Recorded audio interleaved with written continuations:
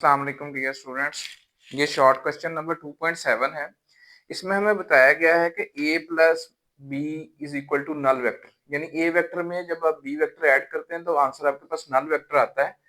तो फिर आप इन a और b के कंपोनेंट्स के बारे में क्या कहेंगे?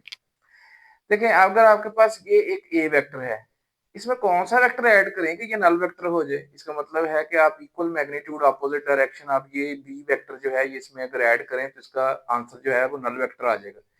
अब इन दो वेक्टर्स को आपने ऐड करना है। ये फर्स्ट वेक्टर इसकी टेल पे आप ये फर्स्ट वेक्टर इसके हेड पे आपने ये सेकंड वेक्टर की टेल रख देनी। सो ये ए, इसके ऊपर हमने ये फर्स्ट वेक्टर के हेड पे सेकंड वेक्टर की टेल रखी। तो अब आपके पास ये यहाँ पे आपके पास हमें रिजल्टेंट वेक्टर मिलेगा जो कि फर्स्ट वेक्टर की टेल से सेकंड वेक्टर के या लास्ट वेक्टर के हेड तक होता है। तो आप देख रहे हैं उसकी मैग्नीट्यूड क्या है, 0 है। उसकी डायरेक्शन के बारे में भी हमें नहीं पता, तो हम इसी को तो नल वेक्टर कहते हैं। अच्छा, अब हम इसको कंपोनेंट्स की सूरत में देखते हैं। देखिए, आपके पास जो ए वेक्टर है इसको कंपोनेंट्स की सूरत में लिखते हैं तो ए एक्स आई कैप प्लस ए वाई जे कैप प्लस ए जेड के कैप। और इसी तरह हम बी वेक्टर को भी इसके कंपोनेंट्स की सूरत में लिख लेते हैं, बी एक्स आई कैप बी वाई जे कैप प्लस बी जेड के कैप। इन ये दोनों वेक्टर्स ऐड होते हैं तो आंसर क्या आता है? Null vector. नल वेक्टर का मतलब 0 आई कैप 0 जे कैप 0 के कैप।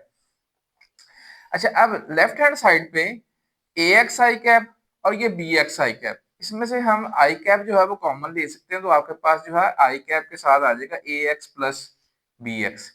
इसी तरह जे कैप के साथ आएगा ए वाई प्लस बी वाई। इसी तरह के कैप के साथ आएगा ए जेड प्लस बी जेड। अच्छा, अब ये इसका मतलब है कि ये जो लेफ्ट साइड पे वेक्टर लिखा हुआ है जो कि ए और बी का सम है, ये इज इक्वल टू है किसके? नल वेक्टर के, यानी 0 आई कैप प्लस 0 जे कैप प्लस 0 के कैप।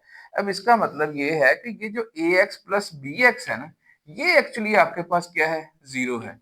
सो आप यहाँ पे कंपेयर कर रहे हैं दो वेक्टर्स के कंपोनेंट्स को कि जो इसका आई कंपोनेंट होगा वही इसका आई वाला कंपोनेंट होगा, यानी जो इसका एक्स कंपोनेंट है वही इसका। अब इसका एक्स कंपोनेंट भी 0 है, वाई भी 0 है, जेड भी 0 है।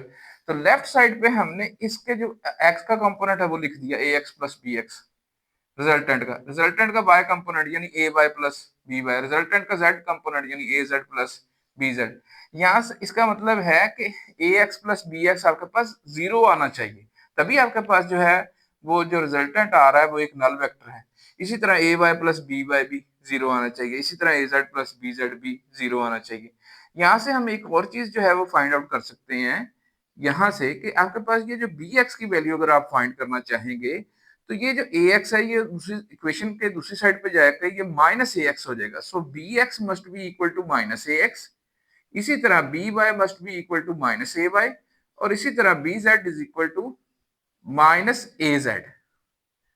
Hopefully answered the question. फिर मिलते हैं नेक्स्ट टॉपिक के साथ।